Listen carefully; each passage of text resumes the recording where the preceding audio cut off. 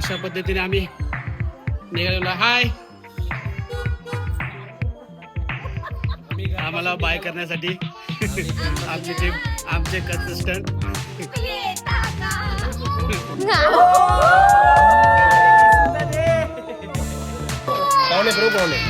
प्रमुख पाहुणे आमचे आगरी संघटनेचे अध्यक्ष विशेष अतिथी संजोग आणि आमचे प्रमुख मार्गदर्शक आणि आमचे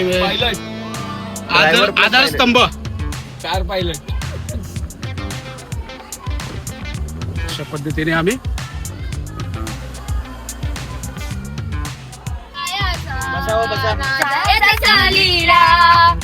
फिरायला जायचा फिरायला. एकेकाळी व्यापारासाठी आणि व्यापारी बंदरासाठी प्रसिद्ध असलेले ठाणे आज ठाणे शहर म्हणून उदयास नावारूपास आलेलं आहे. या ऐतिहासिक शहराला ठाणे ते कळवा असा जोडलेला जाणारा नवीन उड्डाणपूल आपण आता बघू शकत आहात. त्या पुलावरून जाण्याचा आम्हाला योग आला.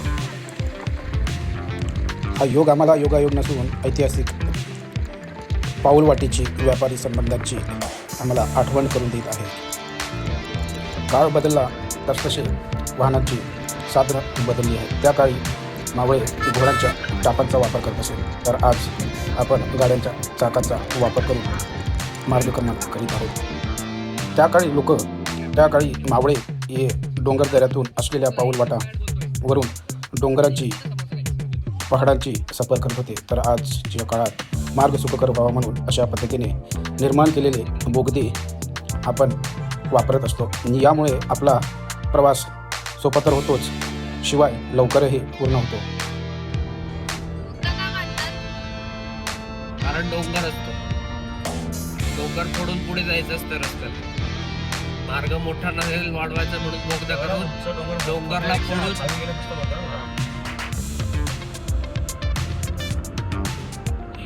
दख्खनच्या पट्टीवर शक्य आहे, त्या साईडला नाही. मातीचेच डोंगर येतो. त्यांना गोल फिरून जाणं भाग आहे. ते त्यांना गोल गोल गोल गोल डोंगराला फिरूनच जायला लागतं. आपल्या बाजूला काय बोगद्याला खड्डे करून मग पुढे निघता येते. पुणे मुंबई मार्ग सोडून खोपोलीला वळ घेऊन आम्ही पाली या शहरात पोचलो. आपण इथे समोर बघू शकता पालीच्या गणपतीचे प्रवेशद्वार. मित्रांनो, सुधागड तालुक्यामध्ये असलेले पाली ऐतिहासिक शहर प्रसिद्ध आहे. या शहराच्या लगतच सरसगड म्हणून एक किल्ला आहे. पाली सोडून आम्ही खडसांबळी गावाच्या अशा छोट्या रस्त्याने प्रवास सुरू केला. आता रात्रीचे 1:30 वाजलेले आहे. वाटेत बघू शकता आपण कोणीही दिसत नाही, फक्त आमचीच गाडी आणि आमच्याच गाडीचा जेल. आपण रात्रीच्या वेळी अशा भयान शांततेत प्रवास करण्याची मजाच काही और आहे. मध्येच कोणीतरी भूताची किंवा चटकिनीची गावाकडची आणि विशेषतः या कोकणाच्या रस्त्यामध्ये बऱ्याच अशा दंतकथा म्हणा, आठवणी म्हणा किंवा गोष्टी घडलेल्या असतात, त्या सांगते आणि वातावरण एकदम हॉरर करून जातं. अशा पद्धतीने आम्ही खडसांबळी गावाकडे जाणाऱ्या ॲक्च्युअल मार्गाला प्रवेश केलेला आहे. ही वाट अजूनच निमुळती होत चाललेली आहे. या वाटेने प्रवास करत असताना एकदम जो गावाला प्रवास करतो तो फील येत आहे.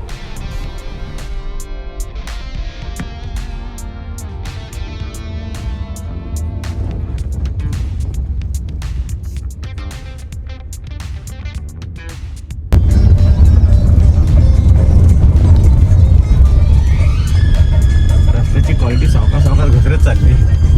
शेवटी याची आली.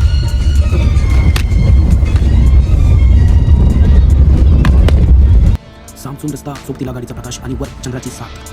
रात्रीची ही शांतता चिरत जाणारा प्रवास मनाला एक वेगळीच उभारी देतो. शहराचा गजबजाट मागे सोडून या मातीच्या वासाने भरलेल्या गावाकडच्या रस्त्यावर फक्त हेडलाईटच्या उजेडात हरवून जाणे म्हणजेच काय ते सुख असं त्याला आता वाटत आहे. हा चंद्राचा अप्रतिम नजारा बघू शकतोय. असं वाटतंय आम्ही त्याच्याकडे बघतोय की तो आमच्याकडे बघतोय. मस्त संत वारा, फक्त इंजिनचा आवाज आणि बेस कॅम्पची वाट पाहत असणारे आम्ही या काळोखाला भेदून जाणारा हा प्रवास रस्ता खूप काही सांगत आहे. अशा प्रकारे आम्ही खडसांबळे गाव आणि आमचे बेस कॅम्प असलेले ठिकाण येथे पोहोचलेलो आहे. आणि आम्ही महाराजांच्या दर्शन समोर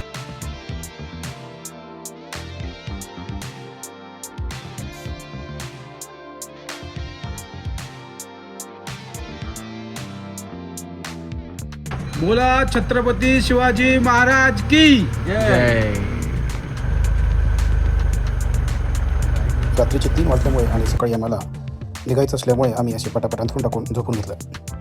कोंबड्याच्या आवरण्याने व पक्ष्यांच्या किलबिलाटाने डोळे उघडतात आणि समोर साक्षात सूर्यनारायणाचे दर्शन घडते.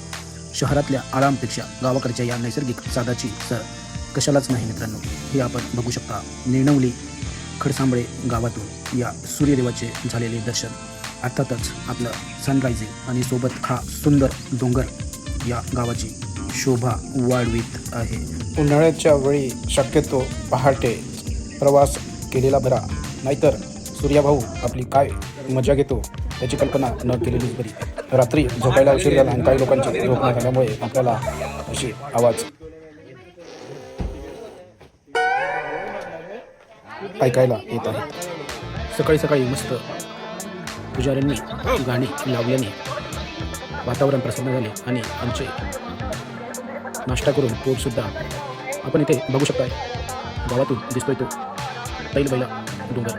याच डोंगराचं आपण पुढे जाऊन दर्शन घेणार आहोत. चला तर मित्रांनो, छत्रपती शिवाजी महाराजांच्या साक्षीने आज हा आम्ही खडसांबळे गावातून नेणवली खडसांबळे बौद्धलेणी पुढे आंबराईची वाट, जिमखुंडीची खिंड, कवणी पठार, त्यानंतर नळीची वाट उतरून परत याच खडसांबळे गावात येणार असा प्रवास करणार आहोत. अजून प्रवास सुरू झाल्याने सूर्याभाऊ आमच्याकडे डोळे काढून बघतोय. आत्ता आपण मित्रांनो खऱ्या रूपाने प्रवास सुरू केलेला आहे. हा जो बॅकग्राऊंडला किड्यांचा आवाज येतो तो बॅकग्राऊंड म्युझिक दिलेला नाही, तर इथे ॲक्च्युअलमध्ये असलेला आवाज आहे. या आवाजावरच आपल्याला काहीतरी शहरापासून दूर गेल्याचा अनुभव येतो. इथल्यानंतर आपण बघू शकता हा आवाज अजून खूप जास्त वाढलेला आहे. इथे आम्ही कुठेही टेक्निकली प्रॉब्लेम असल्यामुळे आमच्या देवाचा आवाज नसून हा खरंच इथल्या किड्यांचा आवाज आहे. मला वाटतं या इथे कातळ खडकात असलेल्या ढेगांमुळे त्यात ते लपलेले असल्यामुळे याचा साऊंड इफेक्ट असा येत असेल. प्रवासी निघाले डोंगराच्या वाटेने, सोबत एकमेकांची साथ आणि धरून धरणी माईची कास. हो हो हो, प्रवासी निघाले डोंगराच्या वाटेने.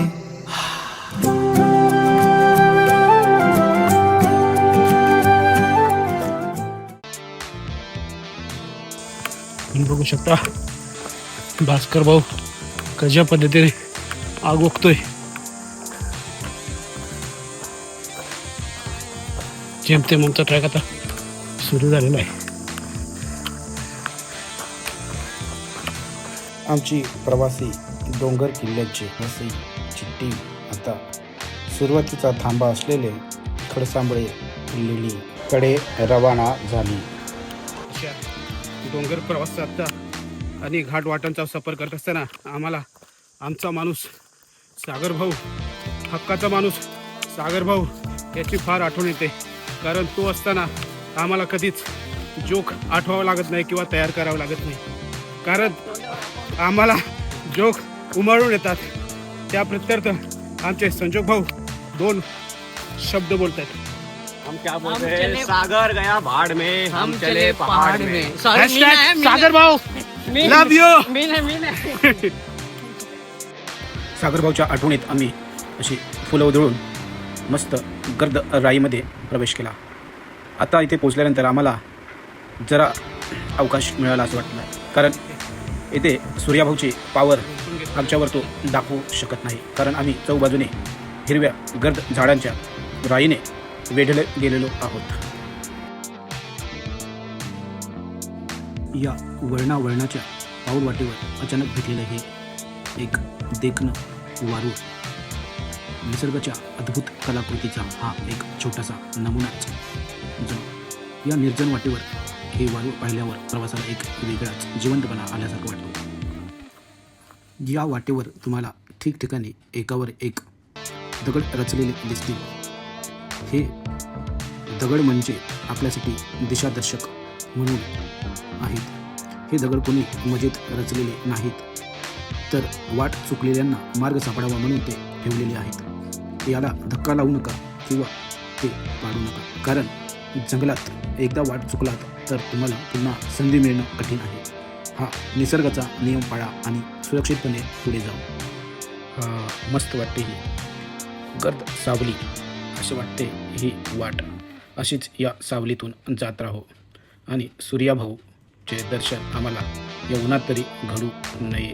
आमच्यातले काही जण मागे राहिल्यामुळे आमचे वाटाडे रमेश भाऊ आम्हाला लेणीकडे चढायचे सांगून त्यांना घेण्याकरिता परत गेलेले आहेत.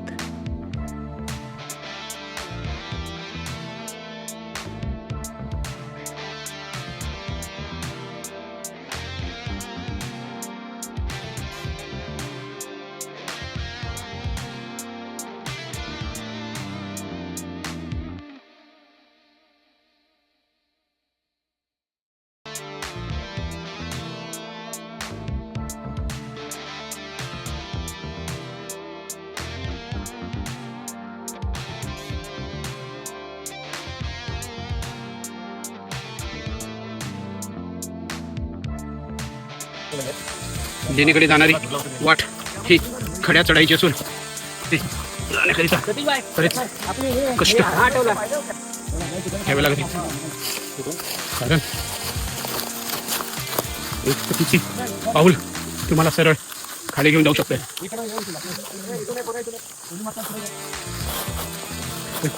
एकदा घसरला की तुमच्या डोक्यावर येण्याच्या मेहनतीवर पाणी फिरला जाते.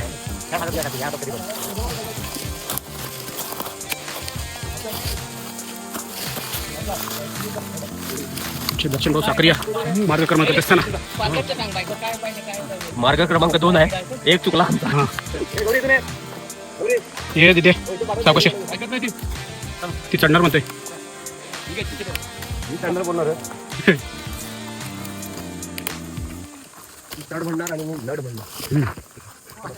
ते चढवई आणि हे लढवई.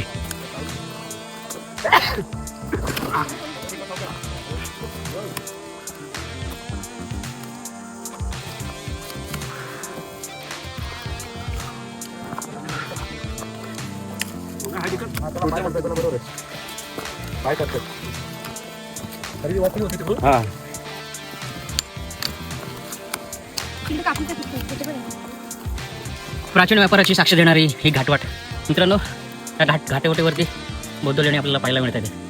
आणि ज्या ज्या घाटवाटेंवरती अशी लेणी आपल्याला पाहायला मिळाली ती घाटवाट ऐतिहासिक घाटवाट किंवा समृद्ध घाटवाट असं आपल्याला समजायला काहीच हरकत नाही. कारण त्यावेळेला जो कोकणातून व्यापार वरती व्हायचा घाटमाट्यावरती अशा खूप साऱ्या ह्या सुधागड परिसरात घाटवाट आहेत. त्यापैकी ही केवणीची घाटवाट आणि खंडसांबळे गावातील हे बौद्ध लेणी. त्यावेळेला ह्या घाटमाट्यावरतून प्रवास करताना इथे जे व्यापारी आहेत ते व्यापारी इथे ह्या बौद्ध लेण्यांमध्ये एकतर विश्रांतीसाठी ही लेणी पाळलेली असण्याची शक्यता आपल्याला वर्तवण्यात. आणि खरंच ही विश्रांतीसाठीच लेणी आहेत. बघूया आपण आता लेणी कशी विश्रांती. अख्खी वाट सोपी होती, फक्त तिथे लेणीच्या वर येणारा मार्ग तेवढा घसरणीचा आणि खडखडाचा वाटत होता. येताना सावकाशपणे यावे आणि अशा पद्धतीने लेण्याची सुरुवात झालेली आहे. आपण बघू शकता ते ऊन वारा पाऊस त्यापासून संरक्षण मिळण्याकरिता येथे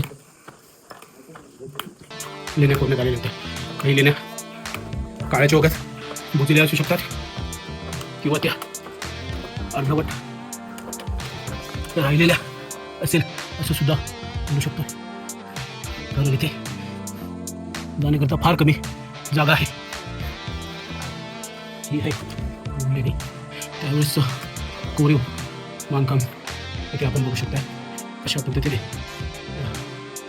छताला मित्रांनो खरंच हा दगड जो आहे तो एकदम काळा मजबूत अशा प्रकारातला दगड आहे.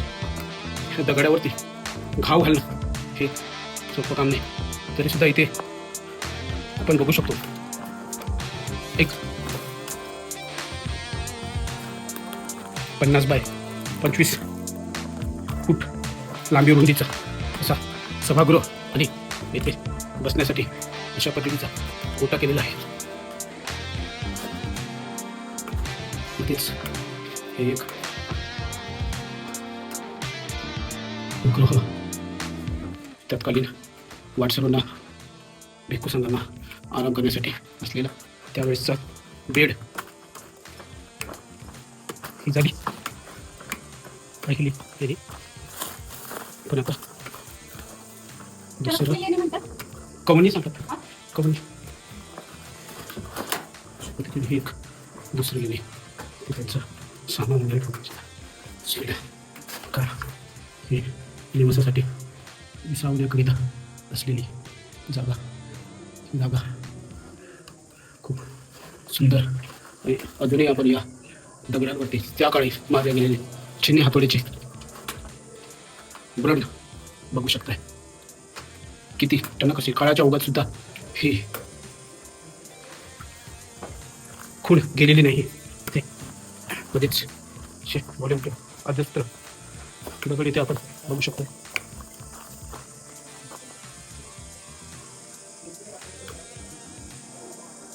हे स्मारक 1958 स्मारक स्मृतीस्थळे खाली संरक्षित करण्यात आलेले आहे. खडसांबळे लेणी, ज्याला नेनावली लेणी असेही म्हणतात, हे रायगड जिल्ह्यातील सुधागड तालुक्यात आहे. या लेण्यांचा इतिहास अतिशय प्राचीन असून त्या बौद्ध धर्माच्या वारशाचे प्रतीक आहेत. प्राचीन काळी या लेण्यांची निर्मिती इसवी सन 2 ते 1 शतक या काळात झाली असे मानले जाते. हे काळोखात दडलेले बौद्ध भिक्खूंचे एक निवासस्थान होते. या लेण्या प्राचीन काळी चौल बंदराकडे जाणाऱ्या व्यापारी मार्गावर वसलेल्या होत्या. त्या काळी व्यापारी आणि प्रवासी या मार्गावरून प्रवास करत असताना या लेण्यांमध्ये आश्रय घेत असत. या लेण्या हीनयान बौद्ध पंथांच्या प्रभावाखाली कोरल्या गेल्या होत्या. येथे सुमारे 37 ते 40 लेण्यांचा समूह आहे. यामध्ये भिक्खूंना राहण्यासाठी खोल्या, विहार आणि प्रार्थनेसाठी एक चैत्यगृहे आहे. या लेण्यांचा आधुनिक काळात शोध सन 1889 मध्ये रेव्हरंड ॲबॉट या इंग्रज अधिकाऱ्यांनी लावले. त्यानंतर 1891 मध्ये हेनरी कझिन्स यांनी या लेण्यांना भेट देऊन त्याची माहिती प्रसिद्ध केली असे सांगितले जाते. असे म्हटले जातात की भारतीय क्रांतिकारी वासुदेव बळवंत फडके यांचा क्रांतीचा जो एरिया होता तो हाच असल्यामुळे त्यांनी इंग्रजांविरुद्धच्या लढ्यात काही काळ या लेण्यांमध्ये आश्रय घेतला होता. येथील हे 10वे लेणे प्रमुख असून त्यात एक विशाल असे विहार आणि चैत्यगृह आहे.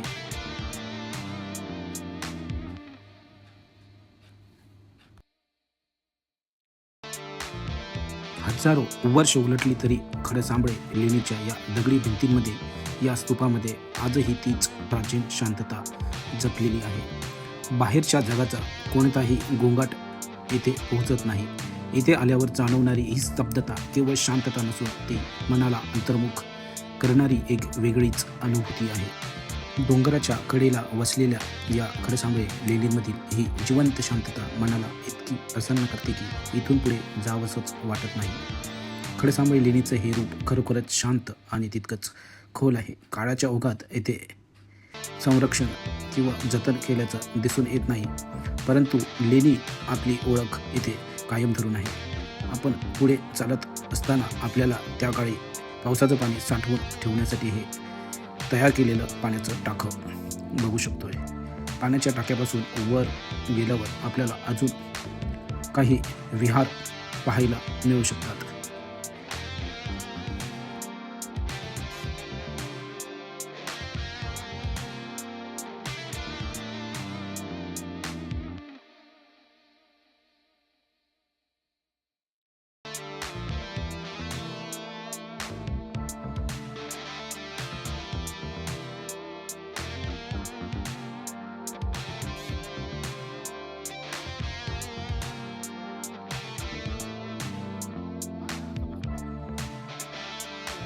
कधी काळी बौद्ध भिक्खूंच्या मंत्रोच्चाराने दुमदुमणाऱ्या या लेण्यांमध्ये आज एक विलक्षण शांतता नांदते.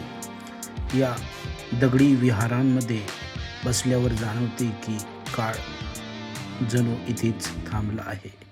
ही शांतता आपल्याला त्या प्राचीन काळातील साधना आणि संयमाची आठवण करून देते.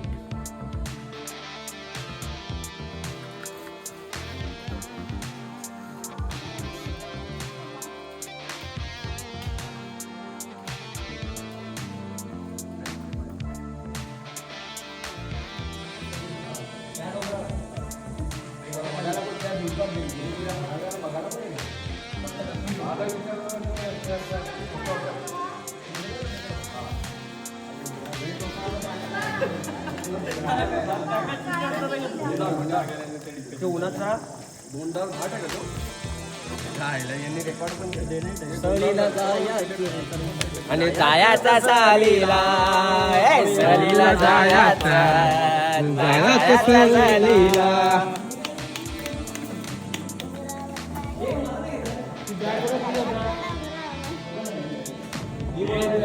बाय बाय लेणी.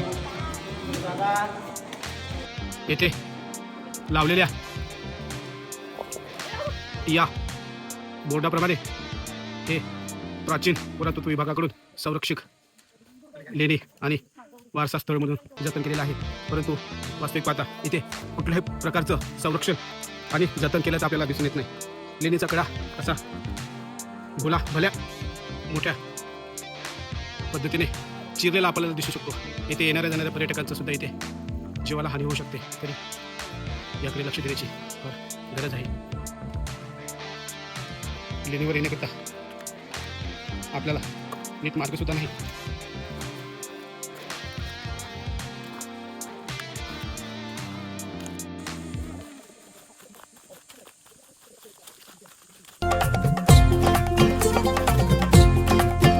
या डोंगराची वाटे आम्हा हवीशी, गड किल्ल्यांचा आम्हा कायम हव्यास. चल आमराईच्या वाटेकडे गड्ड्या, हे हे ला ला ला ला ला ला. आम्ही प्रवासी डोंगर किल्ल्यांचे, आम्ही प्रवासी डोंगर किल्ल्यांचे.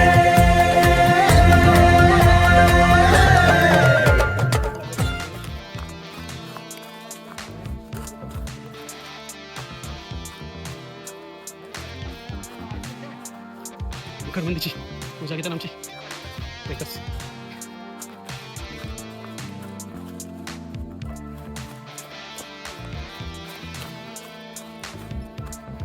मस्त आहे. म्हणजे एकदम उन्हाळा असून सुद्धा इथे तुम्हाला उन्हाळ्याची झग भासू देत नाही. कारण इथे तुम्हाला असे गर्द झाडी आपल्या संरक्षणासाठी उभ्या आहेत तुम्हाला हे घाटवाट दाखविण्यासाठी, उभ्या आहेत तुम्हाला इथे असलेली लेणी दाखविण्यासाठी, उभ्या आहेत तुम्हाला इथे उन्हाळ्यात सुद्धा आम्ही असं शांत आणि समृद्धपणे हिरवळ अंगावर घेऊन येणाऱ्या जाणाऱ्या पर्यटकाचं, पाहुण्यांचं, प्राण्यांचं रक्षण करू शकतो हे दाखविण्यासाठी इथली वृक्ष वल्ली.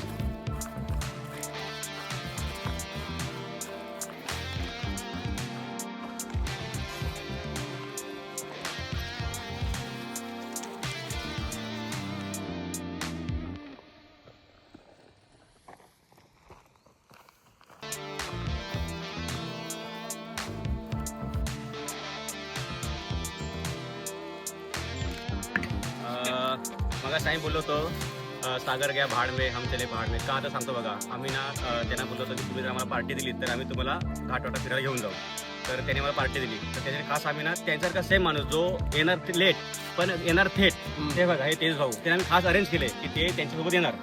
आणि ह्या माणसाने, नालायक माणसाने काय केलं, ऐन टायमाला आम्हाला धोका दिला आणि नाशिकला गेला. आता काय बोलणार बोला. तर सांगू सागर भाऊ, म्हणून सागर भाऊ नालायक माणूस, तुमच्यासाठी खास. नालायक सागर माणूस, नालायक माणूस. तुम्ही म्हणाल उद्या ह्या माणसाला कसं आणलं, आम्ही आणलेलं नाही, त्यांनी आम्हाला आणलंय, त्यांच्यामुळे आम्ही आलोय. आणि सागर भाऊ तुमच्यासाठी ह्या परिसरामध्ये 15 घाट वाट आहेत, 15 ते 16च्या आसपास असतील मे बी, सगळ्या झालेल्या आहेत. आता विचार करा तुम्ही. सागर भाऊ! तुम्हाला सांगतोय दररोज प्रॅक्टिस करत चालायची, तुम्ही ऐकताय, तुम्ही म्हणता वेळ कुठे आहे. माझं एमडी मध्ये काय एमडीच्या घरी सर्व प्रॅक्टिस नाही करायची, घाट वाटाणा प्रॅक्टिस करायची. असा नालायक माणूस होणे नाही. कधी बघा ओट्स खातो. अरे ओट्स खातो. अरे काय ओट्स अरे खातो? पोट्स बघ जरा.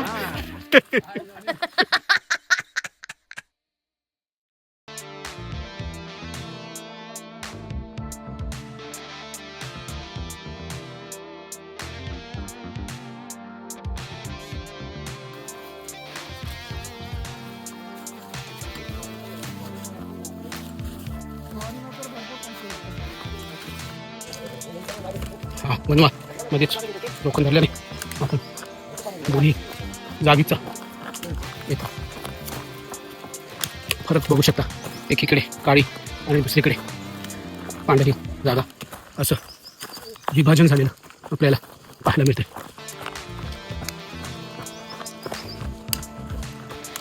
वा हा फक्त झाडच नाही तर अशी झाडांची फळं सुद्धा खाऊन टाकतो आणि पुढच्या जैव विविधतेला नुकसान करतो. त्याच वेळेस जर या झाडाचं फळ इथे खुडलं गेलं तर ते पुढच्या वेळेस खाली पडणार नाही व त्याचं परत रोपट्यात रूपांतर होणार नाही आणि अशा पद्धतीने ती सायकल तिथेच थांबून जाते. त्यामुळे वनवा लावण्याचा चुकूनही विचार करू नका. शक्य होईल तेवढा रोखा. जसे इथे रोखल्या गेला आहे. पुढची बाजू बघू शकता तुम्ही.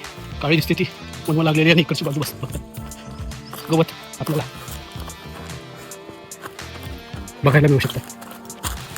मित्रांनो अशी काही दूर आल्यानंतर दगडांनी बांधलेली ही भिंत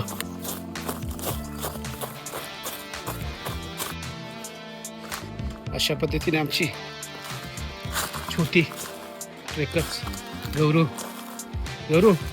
हे का तोडतेस तू?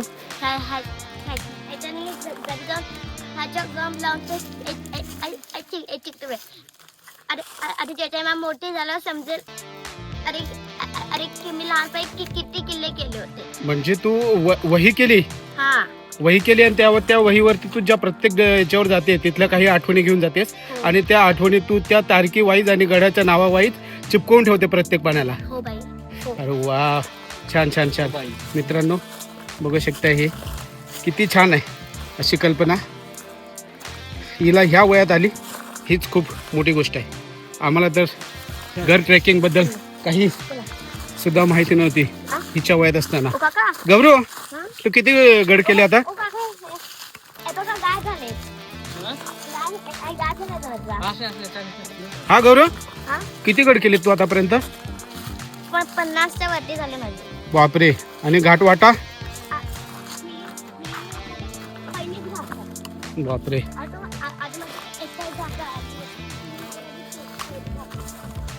तू तुला चढण्यामध्ये सर्वात कठीण कुठलं वाटलं का? टफ असं काय कुठलंच नाही? लोक सांगतात AMK फार. वडिलांमुळे मला कोणतं चढायला हात नाही वाटत. वा वा वा. खरंच मित्रांनो तिचे वडील आमचे मित्र. वडिलांच्या सोबती मी जिथे पण केली अरे तिथे पण त्यांच्यामध्ये कुठेच असा किल्ला अवघड नाही वाटला. बरोबर बरोबर. मित्रांनो एक बाप काय करू शकतो. बाप फक्त तिच्या पाठीशी तिच्या सोबत उभा असला तरी सुद्धा मुलीला किती हिंमत येते किती पाठबळ मिळते याचं जिवंत उदाहरण आपण बघू शकता. गौरी नरवणकर आमचे मित्र सतीश भाऊ नरवणकर ते पुढे गेलेले आहेत. त्यांनाच मुळात गड किल्ल्यांची ट्रेकिंगची आवड असल्यामुळे त्यांनी लहान वयातच या गौरीला गड किल्ल्याची सफरीची आता ती 9-10 वर्षाची आहे आणि भल्या भल्यांना अख्ख्या आयुष्यात शक्य होत नाही एवढे किल्ले तिने या किती वर्ष झाले तू करतेस ते? पहिलीपासून सुरू केलं बघा. पहिलीपासून तिने सुरू केलेलं म्हणजे आता ती 5 ते 6 वर्षाची असेल जेमतेम. त्यावेळेस पासून तिने सुरू केले. आज तिच्या 9-10 वर्षाच्या वयामध्ये तिने 50हून अधिक डोंगर सर केलेले आहेत आणि हा प्रवास कधीच संपणार नाही. वडिलांमुळे मी चढली. हा स्टार्टिंगला फाटली होती. आजपर्यंत मी इथे आले.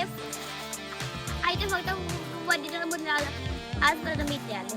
वा वा वा. ती बघा मित्रांनो ही छोटी असून सुद्धा तिच्या भावना कशा चांगल्या पद्धतीने तुम्हाला सोप्या शब्दात सांगू शकते. सुरुवातीला तिला भीती वाटलेली परंतु नंतर पप्पांच्या साथ असल्यामुळे तिला पुढचे डोंगर आता सहज फत्ते करता आले आणि ही तर खूप सोपी वाट आहे तिच्यासाठी.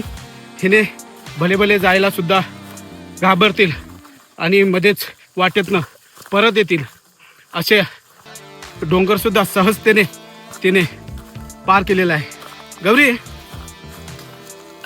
डोंगर चढत असताना काय काळजी घेतली पाहिजे? डोंगर चढताना आपले ग्लूज बरोबर पाहिजे हां, आणि स्पीड लेन पाहिजे. भीती ठेवायची असते का कशी मनामध्ये की काय? नाही ना. बघा मित्रांनो, हे तिचे महान आमचे मित्र सतीश भाऊ नरवणकर, हेच तिचे आधारस्तंभ. ह्यांनीच तिला घडवलंय, या क्षेत्रात तिनेच आणलंय. आणि त्यांचे मित्र दिनू भाऊ, हे यांची सुद्धा खूप मोलाची साथ लागली. त्यांच्या व्लॉगमध्ये दिनू मोहिते व्लॉगमध्ये तुम्ही तिला या अगोदर सुद्धा बघितलेलं असेल. किती ऍक्च्युली सगळं बरोबर आहे, पण आजकाल ट्रेक करायचं म्हणजे ना खूप म्हणजे सगळी परिस्थिती बघायला लागते. संजय सर तुम्ही जरा 2 मिनिटं बसा जरा. सगळी परिस्थिती बघा. पण सह्याद्रीपुत्र ट्रेकर्स आणि प्रवासी डोंगर किल्ल्याची ह्या आपल्या ग्रुपला जिवंत ठेवण्याचं काम केलं असेल तर या 3-4 माणसांनी केलेलं आहे. सतीश भाऊ से हाय. आपण दर्शन भाऊ खूप ऋणी आहोत. आधारस्तंभ सतीश भाऊ आधारस्तंभ संदीप भाऊ से हाय. दर्शन भाऊ नरवणकर आणि असं दे नाही. संदीप भाऊ, वाव. सर तुम्ही काय म्हणाल? हे संजोग भाऊ नरवणकर यांच्याबद्दल आम्ही सांगितलं होतं तुम्हाला. जो करता नहीं है जोक वो है संजोग. जो करता नहीं है जोक वो है संजोग. और नरवणकर का क्या है वो जो जिसको नहीं लगता नहीं डर, वो है Satish Narvankar. Yes yes yes yes yes. Sanjog Narvankar. Sir सांगा. वाघ पुढे गेला. वाघाबद्दल होती का? अशा पद्धतीने आम्ही आमचीच मुलाखत घेऊन पुढचा मार्गक्रमण करत असताना भेटूया पुढे. जंगल दाखवतो. हा,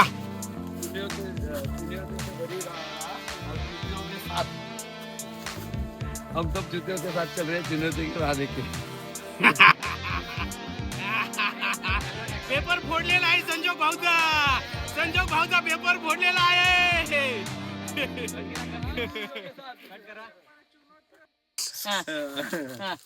आतापर्यंत तुम्ही ऐकलं असेल की वाघाच्या सापडीत कुत्रे पळतात, म्हणजे निसटतात. आमच्याकडे असा एक वाघ आहे जो कुत्र्याच्या ताडून सापडला होता आणि निसटला आहे. आणि हा पूर्ण जो एरिया आहे ना, इलाका आहे ना, तो पूर्ण वाघासाठी आहे, म्हणजे प्रसिद्ध आहे.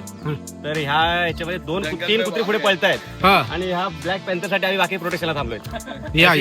एवढा माझी क्रेडिट किती आहे आमची. म्हणून आम्ही सांगतो प्रोटेक्शन एवढं आहे. म्हणून आम्ही सांगत राहतो सतत देशामध्ये सेव टायगर वाघांची संख्या कमी झाली, त्यामुळे आम्ही वाघ कायम सोबत घेऊन फिरतोय. म्हणून आम्ही सांगतो हमारा देश है ना, वो चुनौतियों से नहीं चूतियों से भरा है.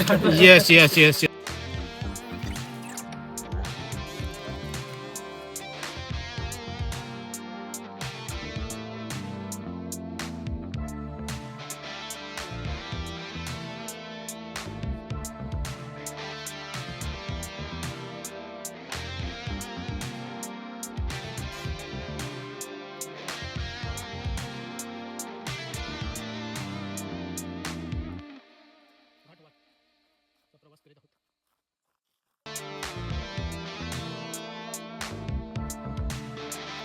हे वाटेत वारू बघू शकता. आपला चित्रपट हा अजून अर्धाही झालेला नाही, कारण खरी मजा तर पुढे आहे. भर उन्हातली ही घाटवाट, अंगाची लाही करणारं ऊन आणि चढणीचा रस्ता हे एक मोठं आव्हानच आहे. पण या आव्हानावर मात कशी करायची, इथल्या निसर्गाचा आनंद घेत गप्पा गोष्टी करत प्रवास कसा सुसह्य करायचा, हेच तर आपल्याला अनुभवायचं आहे. मित्रांनो, सकाळी 7 वाजतापासून आपण सुरू केलेला हा खडसांबळे गाव रिटर्न.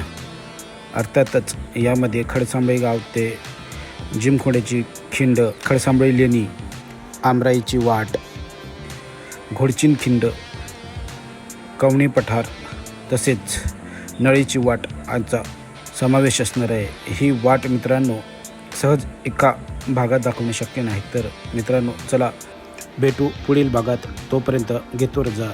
जय शिवराय. ही डोंगररांग आपल्या साथीला आहे.